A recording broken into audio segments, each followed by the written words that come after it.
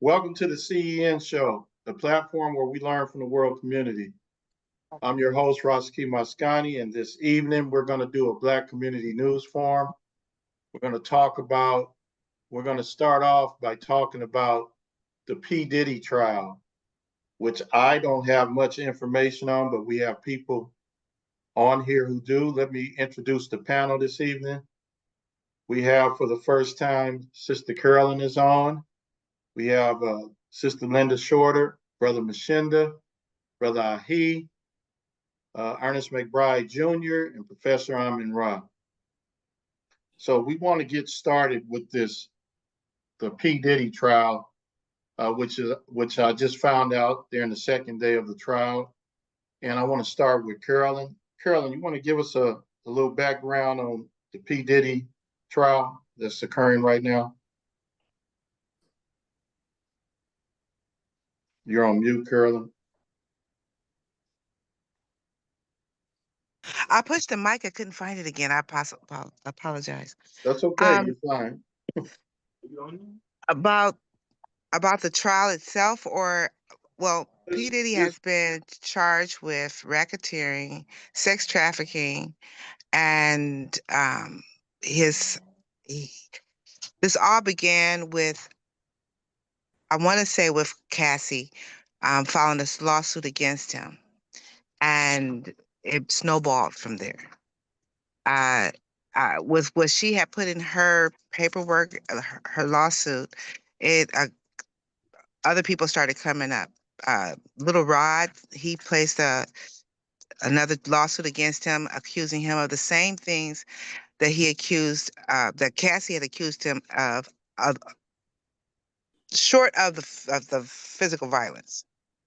The racketeering, the sex trafficking, it was also drug trafficking too, if I'm not mistaken.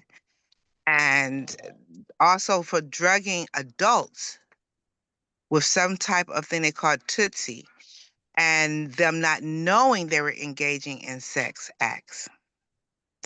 That's a part of the case when it comes to having consensual sex.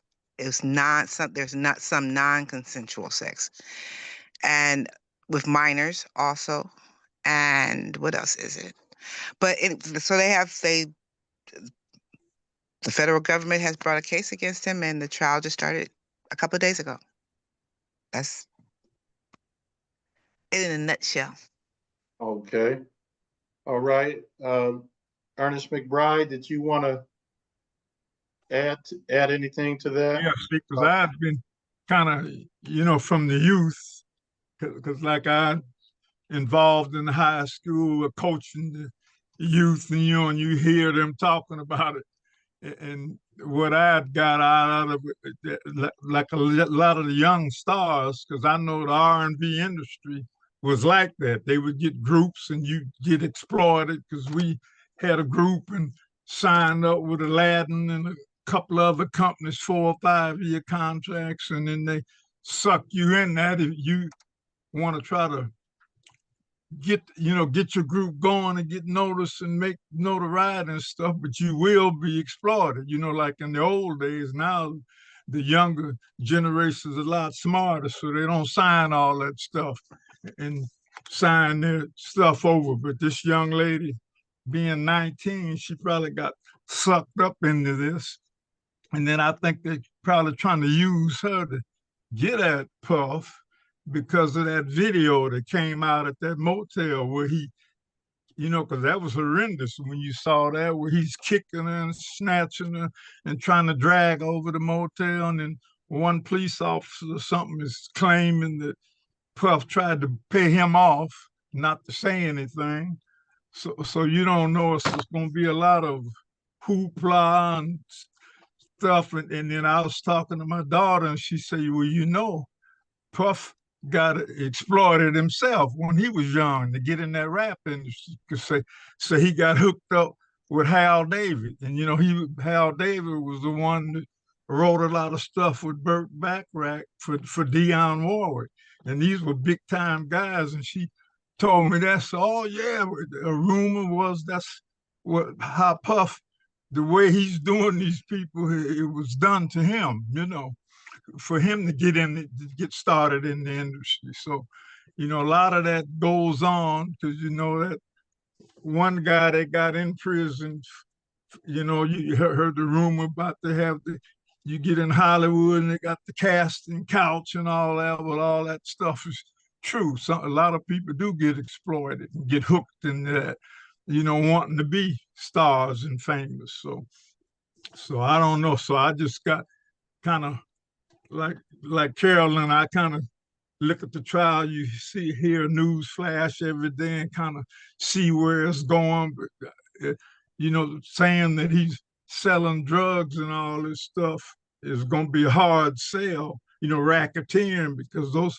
people was volunteers. Usher himself said, hey, they'll give a party downstairs, and then at midnight, the freak off time, and then they go upstairs. Some people, a lot of big celebrities have gone up there because they want to know what's going on. And Usher was saying on TV once, you don't want to go up there. So when they get into that, boy, it's time for me to leave, But then they claim that Justin Bieber got hooked into that. And then, one rapper that really, didn't like that was 50 Cent, because 50 Cent was saying on TV, just like Puff tried to get him in there and told him, I'm going to take you to Hollywood and buy you some clothes. And say, 50 Cent said, nigga, I don't need you to buy me shit. So I can buy my own stuff, So he didn't get involved in that at all. And you talk to him now, and he's death on as far as Puff go. But, so you figure Puff, probably some of that's true, but I don't know if they can make a lot of that stick, because a lot of the people voluntarily went up there. They didn't force nobody up there, but they did say they would put drugs in people's drinks and all that, and I don't know if they could prove that. So it just remains to be seen how it goes, because a lot of guys are, been on trial, gotten away a lot worse than this, and has been able to get off because they had the money and the lawyers and stuff to do it. Mm-hmm. That's true. So that's what you have to kind of look at, because here we got a president, probably the biggest con artist of all time, and then look where he is, So I don't know. So America's really, really something. And then this forum here with Conscious Corner kind of keeps me abreast of kind of how the Black music is going. Because, you see this stuff on TV, and my daughter calls me all the time. She's in Paris. Said, Dad, it's totally different over here. You got to leave America and come over here. I said, no, Right. no, I'm too old for that, So I'm not doing that, because I'm worked hard and busted my butt here, and I want what's due me, because they owe me, and I'm not going anywhere, giving up nothing. See? All right. Thanks, Ernest. Professor Rahh, you were saying a few interesting things earlier before we started. You want to say a few things that you were saying? I thought it was quite interesting. Yeah, can you hear me? Yes. I just want to say about got into everybody on the Zoom, all of everyone, and welcome y'all here. Thank you. Let me preface a few things. First of all, when I look at what they're doing with Puff, America, to me, don't have the right to put nobody on trial. They are the most crooked courts, crooked prosecutors, and they think the law applies to everybody but them as individuals.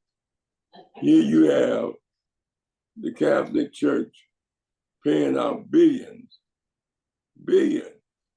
of dollars for sex abuse of kids. Yeah.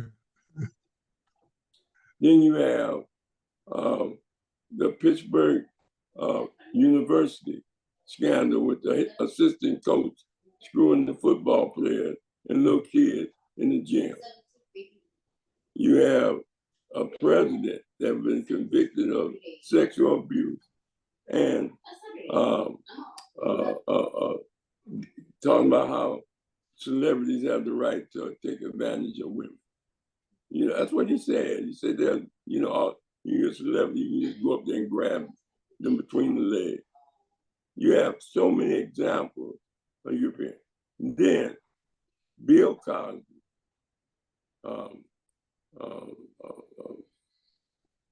Puff, and a few other black celebrities got caught up in sex issues. O.J. Simpson, for example, and Michael Jackson. We learned a long time, Ernest. You never let your little head do your thinking for your big head.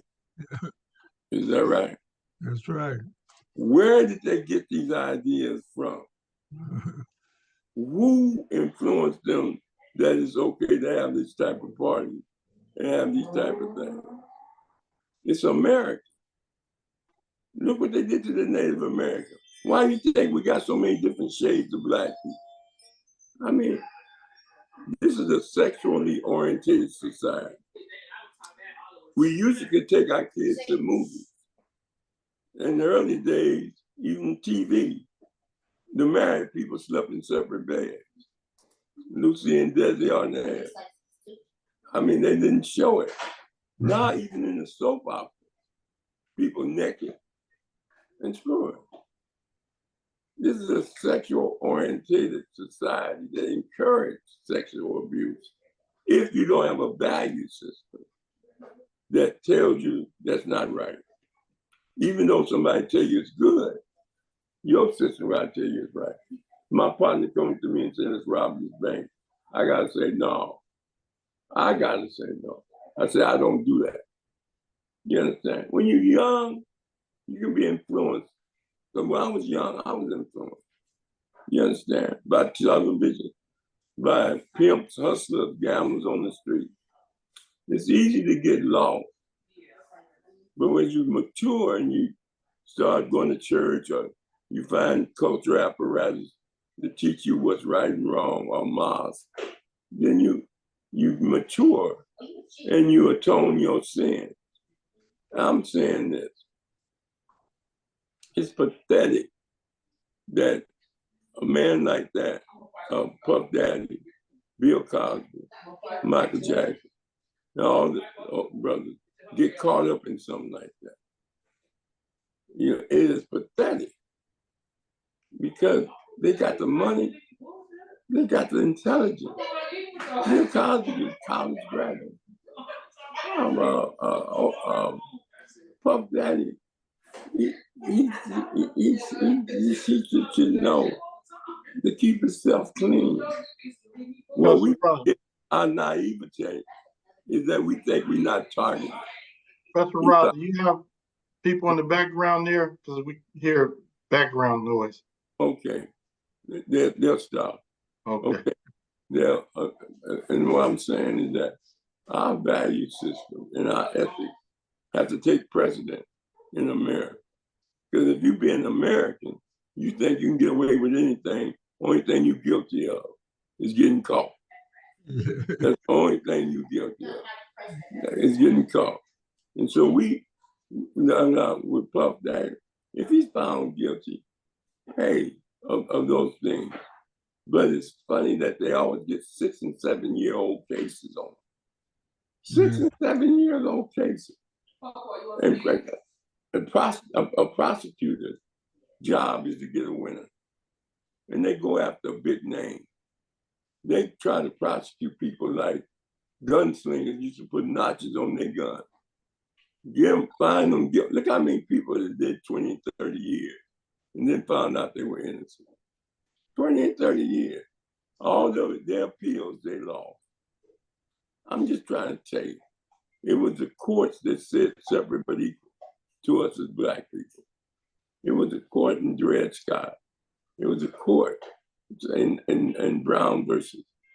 It's the courts. It's the system. Now, where did Puff get these ideas to have these free parties? If he had them, where did sexual abuse and domestic violence came from? You didn't even hear about domestic violence until the 70s. It was okay to beat women. Throughout American history, they beat women, killed them, burned them in the state, pimped them, misused them. They talk about the brothers on the street in Anaheim and Long Beach, or Pacific Coast, girls walking the street, pimps and stuff. But white folks got sex, prostitute houses in Vegas. You understand? Prostitute houses. They got call girls, professionals. I want you to understand the context. Now, I'm not condoning what Puff did as far as hitting that woman in the hotel. You understand? But I gotta wait till the whole trial ends and see how the attorney try to defend it before I give judgment on it. But at the same time, I know that he's guilty of being white. That's the only thing I find him guilty of. You know, even if you murder somebody, you learn it from white folks. You understand? Because like you say, this should have been over with like 7 years ago with this woman, because they did out of court settlement. Puff had to pay her $20 million and they dropped it, you know. So what are you bringing it back here 7 years later for? Well, police will go, we don't know what they got on her to make her turn on it. Yeah, they did something. But anyway, I just think we as a people must use this case and other cases to teach our children what not to do and how problematic it is and how challenging it is. And so that's my position. But as far as him being punished, if, I mean, what else is he gonna do? He's gonna say she's shaggy. I didn't do it. It wasn't me. I mean, that's it wasn't me. But right. That it's a shame that they're going to act like they're so concerned about his sexual parties and drugs and things of this nature, when people are dying of fentanyl all over the place. They used to call pharmacies drugstores. The word medical doctor means drug dealer. That's all medical, and drugs. And I want you to say, I'm not saying some medicines don't help you, but a lot of it is abuse. They fix one thing, and the next thing, something else go wrong. That's why they talk about the side effects. when you hear the commercials on drugs, medicine, all these people all on TV, the side effects is worse than the illness you got. You understand? And they say, you can even die from it. What kind of medicine is that? You better read some labels in there too, because we were just talking about that on my Black Males Dementia group. We meet like twice a month. Yeah. And we were just talking about that medication. Your doctor put you on something and you're doing good and you saying, hey, but if you get in there and read those contraindications and harm and stuff, a lot of that medication, they'll tell you only stay on a certain period of time and you got to stop. You know, all this stuff can kill you, like Dr. Rahh saying. Most people don't read all that stuff because it's a lot of stuff to take in, but you got to read that stuff. Oh, yeah. And see, and I understand the sisters and so on, because, you know, they are, this is a sexist society. Yeah. And men have been abusing women physically, spiritually, and emotionally. Where did we get it from? You know, in the movie, the woman slapped the guy, and then he grabs her and kisses her, and then she just, you understand? I mean, this is crazy stuff, you know, and I'm just telling you, we're in a society that's called democratic insanity. Democratic insanity means if we all vote for it, it's okay. no matter how crazy it is. You understand? Right. And so I'm just saying, you know, let's wait for the trial. And then we have discussion again after we see how they treat him in the court and get all his side of the story. We just listen to the prosecutor right now. They put all this stuff in the news just to get him guilty by public opinion. Let's wait and see. You know, they had to let Bill Cosby go. You understand? From holding back information. Amen.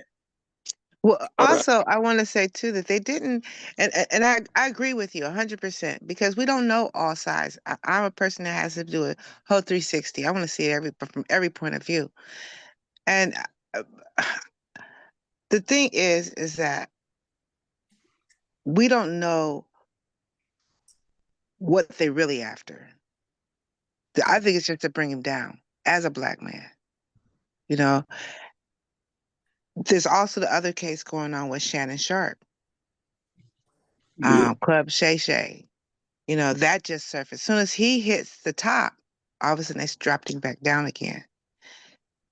To add to when you were mentioning Michael Jackson and everyone else, we have to add Shannon Sharp to that also. You know, the Super Bowl champion, you know, Hall of Famer co-host, you know, from ESPN, who now has his own personal show. He's off the air. Quick, they did it because behind sex acts. Yeah, and that's my point, sister. These guys should have been married, raising kids, and helping other kids, sponsoring football and basketball, or open up a studio to search for talent instead of just, you know, walking around like they're a jewelry store with all the chains around their neck. They might as well still be in slavery. Hell, they got so many chains on them. I mean, it don't even make sense. You know, and they get this from America. You know, Flash and all that. Man, just live a ethical and principled life. We need role models outside of what we're getting in public school. We need it in the home. We need the value system. I mean, we all got caught up in it when we were young, but as we mature, we change. And we teach our kids, don't do what I did when I was young. Because, hey, I got away with it. You may not be lucky as me. You understand? And now I'm a better person. And, you know, you recognize that what you did was wrong. You don't just say, I got away with it, and it's okay. But Puff Daddy, I want to see the end of the trial and get all the evidence as much as I can. Listen to his witnesses. And he may expose other people. You never know. And let's see what's happening. He may expose dude Davis. He may expose Burt Bacharach. He may expose them white people that exposed him. That's all I got to say, Roger. All right, let's go to Brother Mshinda. Brother Mshinda, you keeping up with the trial so far? Well, you know, I'm like somebody said, you know, I get my news flashes, particularly, you know, growing up in this generation, you know, P. Ditty, you know, the whole bad boy crew, you know, those kind of things. I'm at a point in my life where I was exposed to, you know, their music coming up and some of the artists under the label. So yeah, it's interesting uh, to say the least in terms of watching this whole thing play out. It has many facets to this whole story. You have the European, he's at his best when it comes to, like it's been said tonight, I'm in agreement that, based on my own personal experiences in terms of, professionally working in certain areas to where I know certain things that go down and just being a citizen of where I grew up or, it being in America, we all have witnessed, some of the the fallout, the negativity, so the European is, she's, Sister Sheikah is right, in terms of they, when you flex, when you start flexing, you're going to become under attack because, under the slave system, there's a master and there's a slave. And once you become that rebellious slave, once you start speaking up and trying to control your own, hey, I got the finances, I'm worth almost $1 billion, I'm this and I'm that. You step on certain toes, you don't invite certain people to the party. They label you cocky and arrogant and all these different names, instead of somebody just being confident in what they do. But so they believe that the black male in particular, he should know his place. If he don't know his place, we're gonna show him his place. But all the mental illness and the dysfunction that surrounds the story, that's permeates throughout society. Like, Professor Rahh said, this been going on forever.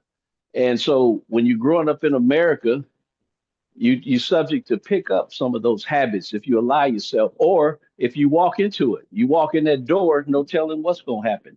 So it starts in the home, but at the same time, what's going on in the home? We grow up in our homes. We latchkey kids. I used to let myself in, that kind of thing. So, maybe, like I say, just maybe sure, luck, or what my turn to get took out in the possibilities of what could happen when you're not supervised at certain times.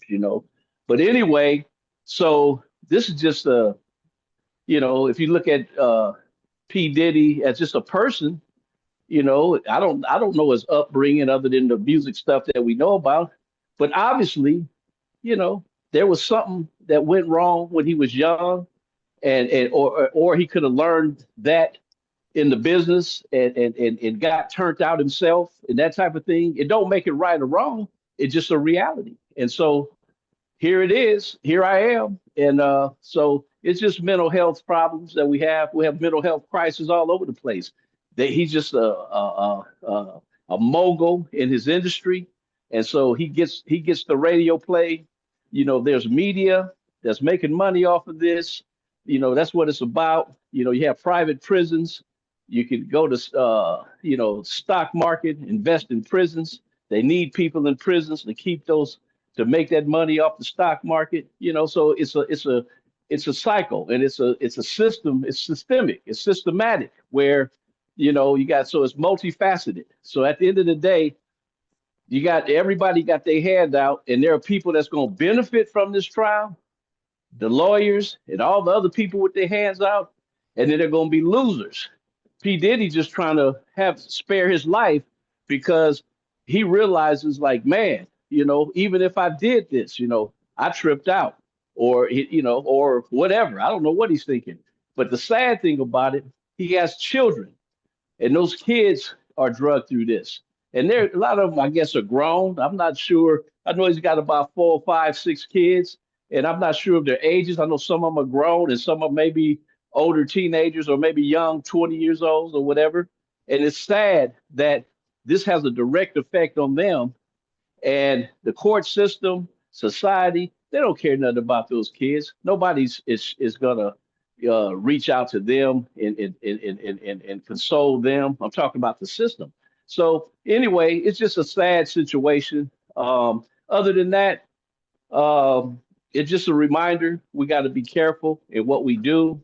And I hope and pray that the dude, gets some kind of reprieve. I don't wish nobody to go to jail.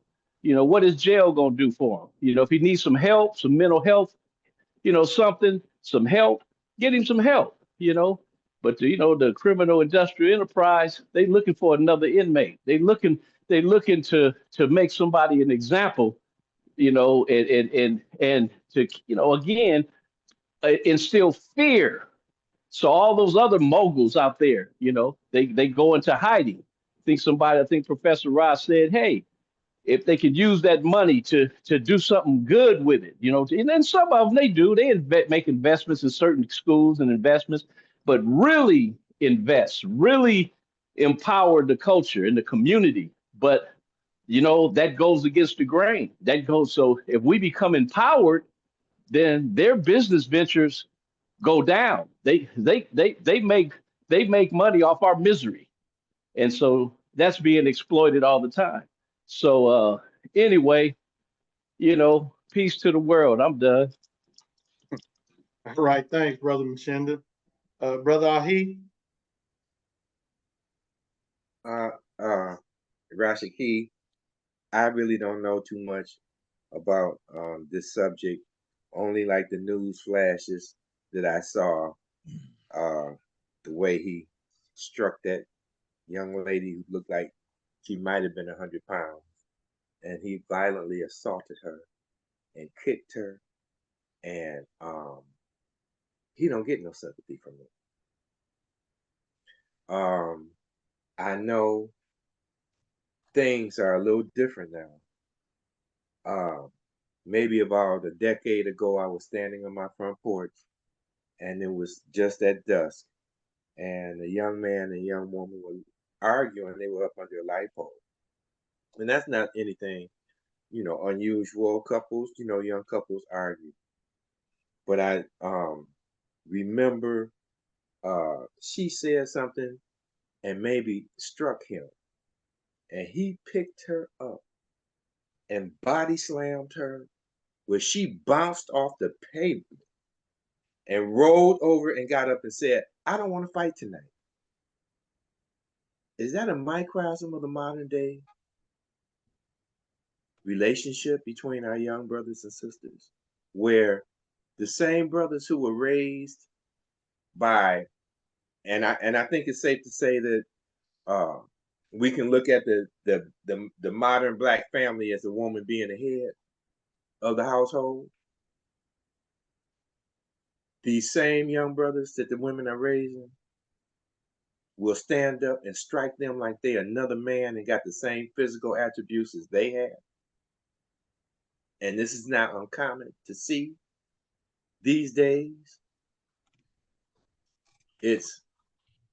I gasped because number one, I couldn't believe it. Number two, I couldn't believe her response. I tell you, I almost cried. Now, with this being compared to Bill Cosby,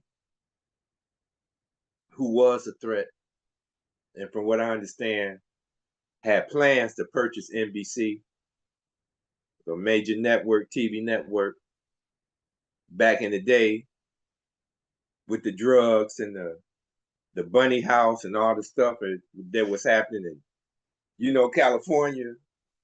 You do a few lines and you might take a Valium just to take the edge off. It's the drug culture. Every one of these women that came to get Bill, 30, 40 years after the fact, said that he offered me a pill and I took it. He didn't sit on them and force them to take that pill. He didn't force them to do anything. And anybody knows that if I call you at midnight or 11 at night or 1 in the morning, what is that? That's a booty call, as the jokesters say. So Ain't yes, nothing open after midnight but legs. that's right. And they got Bill with that. They got him with that. And so his power went. The only similarity between Bill Cosby and Sean Puff Combs, I believe, is their celebrity. So as far as having any sympathy for the brother, and I know about the complex. We all know about it. It's a business. It's a big business. There are more people in jail now than were enslaved at the height of slavery here in America. So we know about the business. But at some point, we got to just take responsibility for our actions, especially against our own women. And you can tell a lot about the people by how they treat their women. And right now we kind of suffering, at least from what's always being shown on the TVs and whatever else we look at, the YouTubes and the TikTok, we suffering. So I have some understanding of how we're being oppressed and how this is used to keep us down, but at some point we got to have some type of responsibility for our actions, especially when it comes with our women. So that's what I got to say on that. All right. Thanks, brother.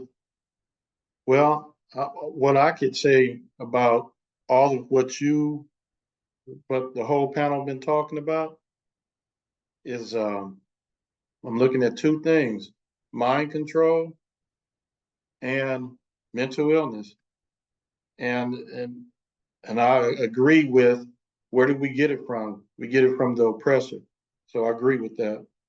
But this is why we're here, giving alternative commentary, because if I'm looking at it, it's we're here to make sense of what's going on, and then having a platform where people could look at what we're doing as a positive alternative. So, Carolyn, do you want to speak you want to say anything else? And then I go to Ernest McBride. He had his hand up. Well, only thing I had to say is, it's like opening Pandora's box when it comes to Ditty. If had not that box been open, this would have been just another day in the neighborhood. He may have realized his shortcomings and what he was doing wrong and got better. We don't know that, but so I believe that box was open behind a move that he may have made that shook Massa's tree and said, "Let me show you where you at." That's my belief. I feel the same way in reference to all of the Black men, our powerful Black men who have been brought to the limelight. No matter what happened or how it happened. Because the truth be told, that most of the things in this case currently, these things did happen 5, 6, 10 years ago, 20 years ago. And given that fact, these people have gone on to function the way they can. They may have suffered from mental illness, all kind of things during this time. And since it came to the limelight now, you have all these people come out the woodwork talking about it and magnify it. I'm talking about it. But I'm not going to sit here and look at the right hand, not look and see what the left hand is doing. This doesn't, we can nitpick this to death. And for me, I don't pay attention to the obvious. I want to pay attention to what's not in my face. And that's why I say, why did Pandora's box get open? How did it get open?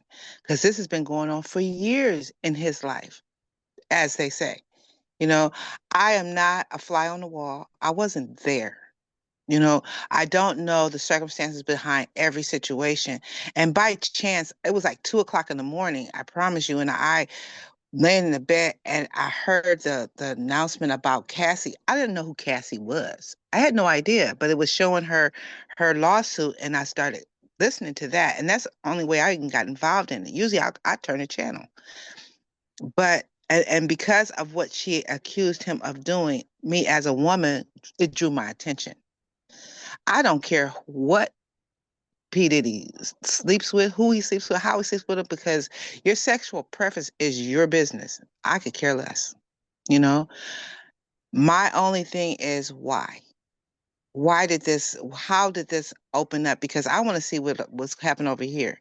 Why did it even come to our attention? Why are we even talking about this? What did he do that made them nervous?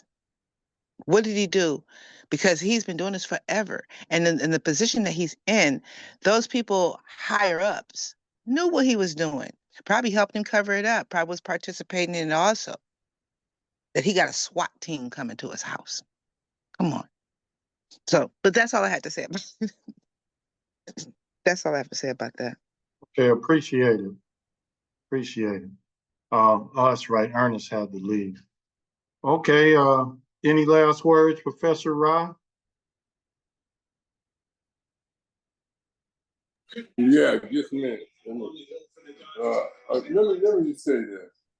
We can't condone the charges against what they charged him with. But we can wait and see if he's found guilty of it. And even if he's found innocent, don't mean he didn't do some of the things in this court. All I'm saying is that, you know, we as a people have to understand that why did he think he could get away with it? Who introduced this to him? You know, he wasn't born doing this. Like the sister said, you know, you up in that fast life. There's all kind of stuff going on in fast life, and even Shannon Sharp.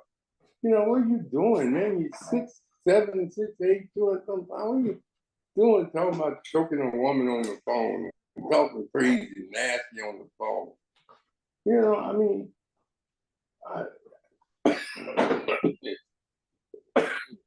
sometimes you get to the point where you think you're invincible, like the white man thinks he's invincible. And you think that you can get away. You think you can get away with anything because you got money and because you control people's lives and things of that nature. And so it's a challenge when you get up there. I mean, look what happened to Biggie. You know, I mean, you know, he's a 26-year-old assassinated. Tupac, 24, 25, he got popped.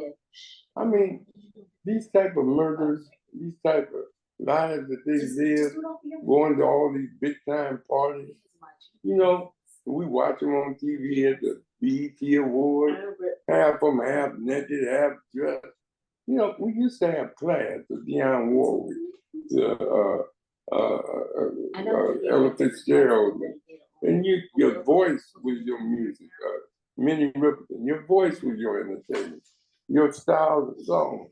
Now, everybody want to be like Beyonce, but they can't sing. And they don't have the multi-million dollars behind them. And you know, they dressing like her. They had one girl up there at the show. I saw a flash. She comes up there in a damn near bikini to an award show. I mean, they're going to get plastic surgery. I mean, it's a different life out there. And, you know, some of the things these people do for fame, but getting back to Puff Daddy, I just think that, you know, he should have been more involved in his consciousness as a Black man and realize that he's vulnerable and that all Black men are targets, not just him. That's why the prisons are filled. They ain't filled with just Puff Daddies. They're filled with everyday brothers and sisters in Latino. You understand? It's a prison, and you have to be able to read the signs of the time. And evidently, they get to the point that they're so into their celebrity status, and white folks are introducing them to new drugs and new lifestyle, and they take on that disease, and then they get caught, and then the man gonna throw the book at them. He's gonna throw the book. Look how many charges.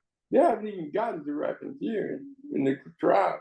All they got to is domestic violence so far and sex orgy. Where's the racketeering? Where's the drug trafficking?